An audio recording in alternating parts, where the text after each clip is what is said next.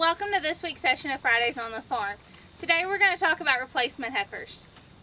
When we start looking at these heifers and trying to decide who's going to make the cut to be our replacements, it's important that we know what our goals are. It's important that we're giving ourselves the best chance to maximize the efficiency of our herd. There's going to be lots of opportunities along the way to decide if these are the calves we really want to keep. We'll evaluate them from early on, again at weaning, at breeding, after their first calf, and again to make sure they rebreed like they're supposed to. If one of these girls is going to make it as a replacement heifer in the herd, she's going to have to prove herself, but we want to give her every chance along the way. So it's important that as we manage these heifers, we give them the best chance that we can. It's also important if she's not performing along the way that we aren't scared to make cold decisions. That way we have the best chance at the most efficient herd in the future.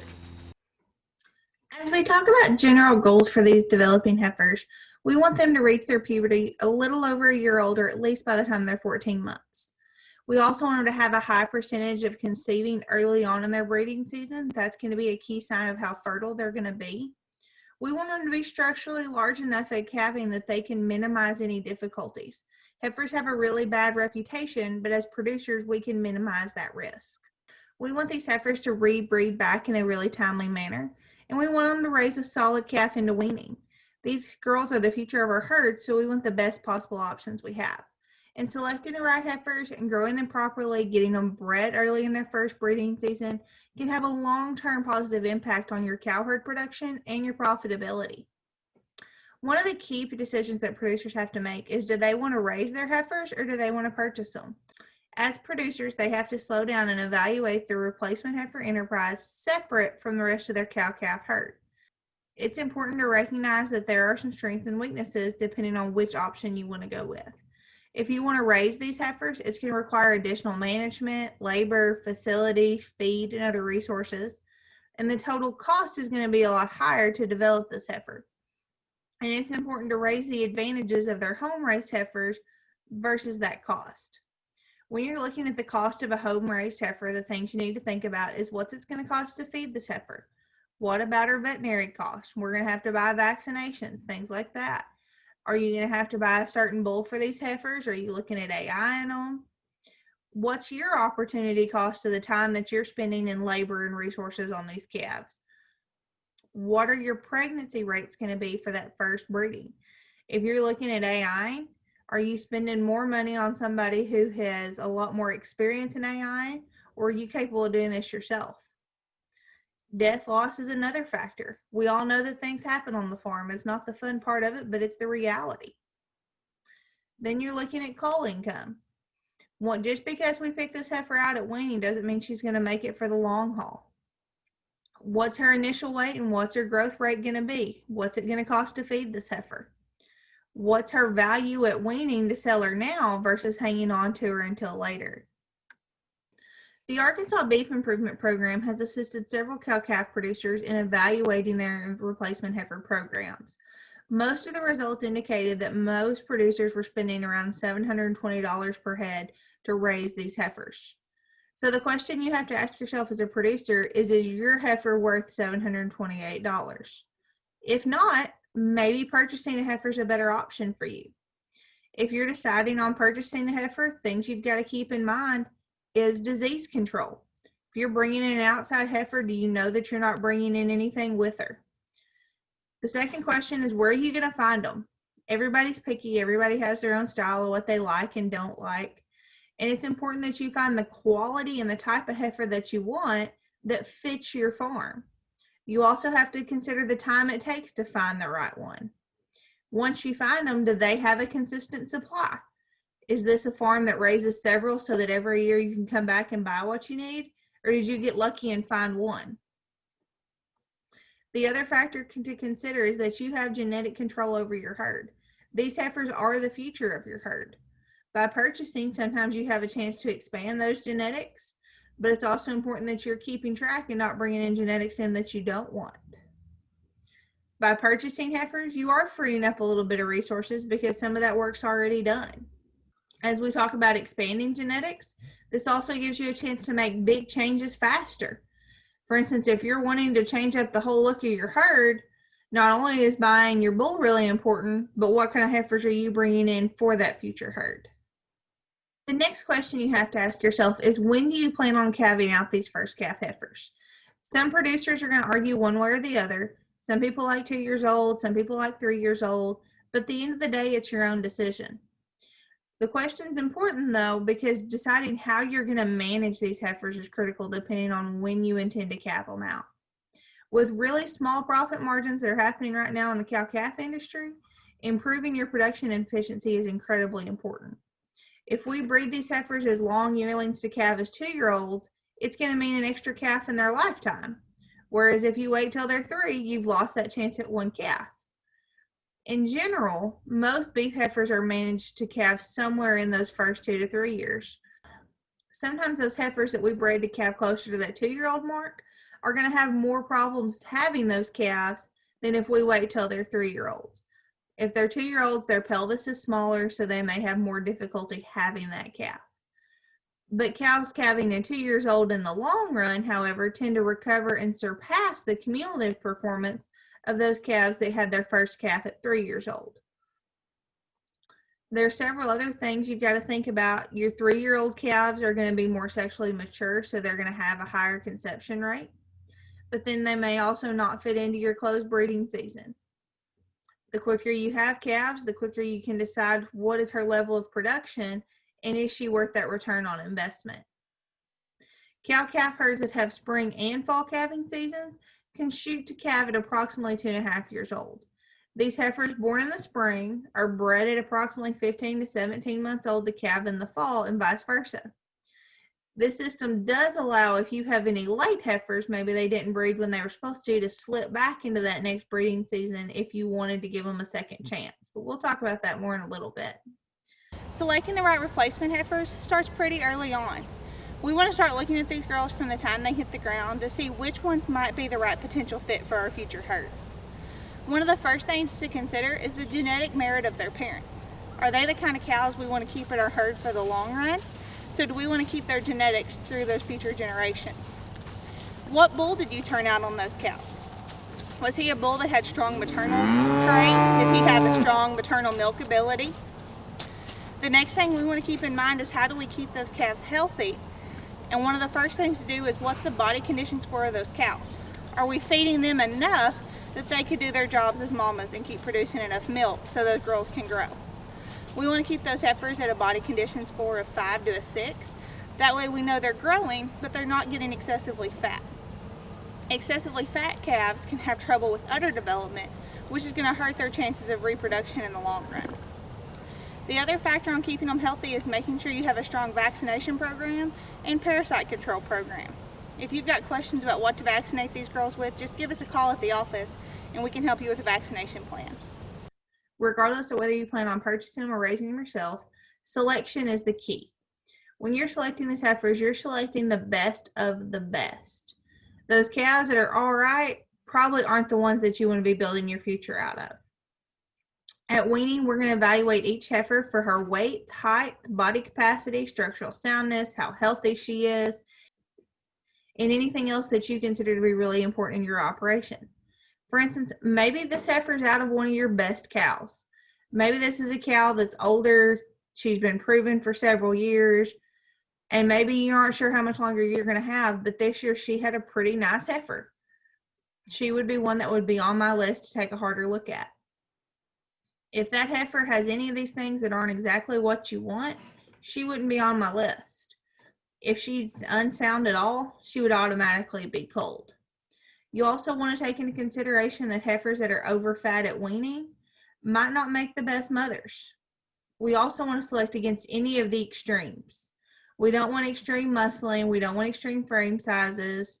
We also don't want heifers that were twinned with a bull calf. Lots of times those heifers, we refer to them as free martins, and are usually sterile. There's an old rule of thumb that says if you go with the largest and the oldest heifers, you're better off. And while we don't always put stock in all those old wise tales, if those calves are the largest and the oldest, they're probably out of some of your cows that bred back earlier. They raised a quality calf, So they may be some of the ones that can be one of your stronger ones. They're definitely worth slowing down and taking a second look at. When we go to wean the heifers that we've picked, we want them to be roughly 7 to 8 months old and weighing at least that 500-pound mark. And at weaning, due to the stress that they're going under, lots of these heifers will start to fall behind. And so it's important that we manage that weaning program to maximize our efficiency. We know that they're going to slow down on feed, just like the preconditioned calves we talked about last week. So it's important that they have a high quality feed, especially those first 2 weeks. You want their hay to be at least 11% protein and 56% TDN. That goes back to how important it is to hay test. We're going to start with a protein supplement that's around 14 to 16% on a dry matter basis, and try to have a goal that they're going to gain a pound per day, average daily gain, even in those first 2 weeks. Once they're through those first 2 weeks, we want to go ahead and push that up to 1.25 pounds per day. Lots of times you can get those rations at any of your custom feed mixes. You can find options at the co-op. Find what works best for your operation. Then let's talk a little bit about some of your medicated feed additives. Due to the stress that these calves are going under, sometimes feeding ionophores such as Bovatec and Rumensin can help control coccidiosis and improve their feed efficiency. There are also some antibiotic options you can get added in that can help with any respiratory diseases or shipping fever that may occur, especially if we're talking about heifers you've purchased. If you're mixing feeds on the farm, there's some other things you've got to be really careful about. Also, remember that veterinary client-patient relationship is important if you're trying to get a VFD in order to purchase some of these things. As we're managing these heifers and we're feeding them, it's important to know what our frame size goals are. So the period between weaning and breeding is really important for their long-term reproductive performance. It's important that we weigh these heifers so that we know where we're starting and we're not just guessing. It's also important to determine what the frame score is of that heifer. Your frame score is kind of what we talk about when we're trying to decide what their skeletal size is. Their hip height can be converted to a frame score, and it's a measurement that helps us determine what their mature body size is going to be. Your larger framed heifers tend to be heavier, but they're also later maturing compared to our medium and small framed heifers. In order to measure that hip height, we're going to take a measurement from the point directly over the hooks. And this table kind of shows you an idea of where, based on their age and their hip height, their frame score is going to end up at maturing. When you're selecting your replacement heifers at weaning, it's recommended that we not select heifers that are any less than a frame score of 4 or more than a frame score of 6. Heifers on either end of this frame score will either be too small or too large for efficient production. Most of our frame score 4, 5, and 6 heifers are more moderate size and the more efficient. The initial post-weaning and growing phase begins at the end of weaning and continues through the time these heifers are exposed to a bull. It's also important that you know your breed and you know a little bit about the heifers you're working with. Because when we talk about these heifers reaching puberty, that's not only a function of their weight and their age, but also sometimes their breeds make a difference in that. A heifer might obtain the weight necessary for puberty, but be too young depending on what her breed is. Brahma-influenced heifers seem to have a slower rate of sexual maturity compared to non-Brahman breeds. So as we talk about feeding these calves out, our goal is about 1.25 pounds per day from weaning to their first breeding. This is a fairly moderate growth rate, so it can be achieved through pasture alone, but you want to make sure it's high quality. You may need to supplement with some additional protein or energy or both. It's important that we take time to do a hay test so we know what we're getting. And even if we can weigh these heifers back every 30 or even 45 days to make sure she's growing where we want to. It's really important that these heifers reach their recommended rates before they're bred the first time. Our end goal is that these bred heifers are going to calve at around 65% of their mature weight, because we know that cows on general can calve about 8% of her weight. So we want her to be mature enough to have that calf without a lot of difficulty. As we talk about her being healthy, it's so important that you have that strong vaccination program. This is going to include things like IBR, BVD, PI3, respiratory, Vibrio, Lepto, and a blackleg or a 7-way prior to that first breeding. We also want to be very picky about what we breed these heifers to. One of the first things that we talked about in bull selection was EPDs. You want to select bulls that have a low birth weight.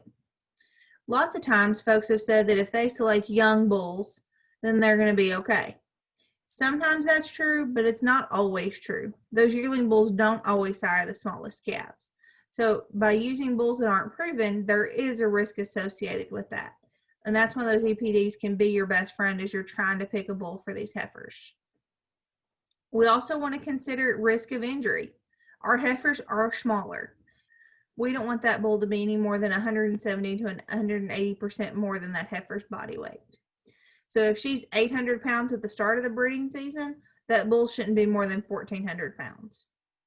We also want to think about breeding these heifers a little earlier than we're breeding everybody else. They require a little extra attention. We need to be double checking them. We need to be there to help them. We need to watch for death loss. So if we calve them out first, that gives us a chance to focus on them, get through that period, and then we can relax a little bit with our more proven cows. Ideally, this is going to be about a 45-day breeding season for these girls. That way we know when to expect calves. We can keep an eye on them all the way through. And from the time we breed them until they calve, we want to slow that growth rate back down to a little under a pound per day average daily gain. You don't want them to grow too fast, because then you're going to be putting too much feed into that calf and run a risk of having a larger calf and more difficulty calving. On the other side, we also don't want to starve these calves, because if we underfeed them, then we can cause a lot more problems, especially with milk production and our ability to breed her back. When it's time for these girls to have their first calves, it's important that we're there to help them. We know we bred within that 45-day window, so we know when to start expecting calves. We're going to check on them just about every day. You're going to start looking for the signs of which heifers are close. You're going to keep a closer eye on them. But don't just jump in there unless you need it. Just because she's starting to calve doesn't mean she's going to need your help. But it's important that we're there if they need us. A good rule of thumb is from about 2 hours from when she started labor. If she hasn't delivered the calf, she may need some assistance. Things that could cause problems are the calf pointed the wrong direction, the legs are turned, the head's turned, something like that. Sometimes those calves are just too big. If you've seen feet but nothing else in 30 minutes, she may need some help. Once your calf gets here, mom and calf are doing really well. It's important we continue to manage them so that we can breed her back and have a successful career out of this cow. You want to watch their nutrition and make sure she doesn't start to fall off. If she's a heavy milker, she's putting everything she has into feed, it's important we're supplementing her where she needs to be. If her body condition falls off, we're going to have more trouble breeding her back. We want her to be healthy. We want to keep that calf healthy and do what we need to do. Magnesium supplements can be incredibly important to keep that weight where it needs to be. And we don't ever want her body condition to get behind. That way she has the strongest chance of breeding back and being one of those cows that you want to be the future of your herd. On the other side of that coin, we've had several production tests to get to this point. Was she what you wanted at weaning? Did she breed when she was supposed to? Is she growing like she's supposed to? Did she have an easy calf on that first calf? Is she growing that calf out like you want for your future? If the answer to any of those things is no, don't keep her. Don't give her a second chance. Sometimes producers want to say, oh, well, it's her first calf. We'll try again. We'll give her another chance. Most of the time, if they start out on the bottom end of your herd, they're going to stay there. You're more profitable to go ahead and move her down the road and replace her with something that is what you want for the future of your herd. Don't waste your time on resources on a replacement heifer that isn't exactly what you want. So at the end of the day, it's important to remember that these heifers are the building blocks of our next generation of cattle, and to make sure that what we're picking is what we really want. By taking time to manage the best we can, helps to ensure that we're going to get the best results as possible. It's important to make sure that we're paying attention to every little detail, that we're pushing these girls to pass their production tests, and that we're only picking the girls as our replacement heifers that are excelling to maximize the efficiency of our future herd. And that spending a little extra time to make sure that these girls are doing what we want and reaching the goals that we want to reach is going to pay dividends in the long run.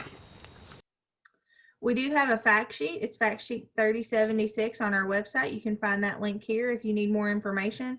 And as always, don't hesitate to give us a call at the office. If you're trying to decide if you like your heifers enough to keep them, don't be afraid to give me a call. I'd love to come out and we can take a look.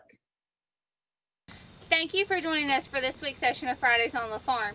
Next week we're going to talk about culling cows and how to make those decisions. See you next Friday.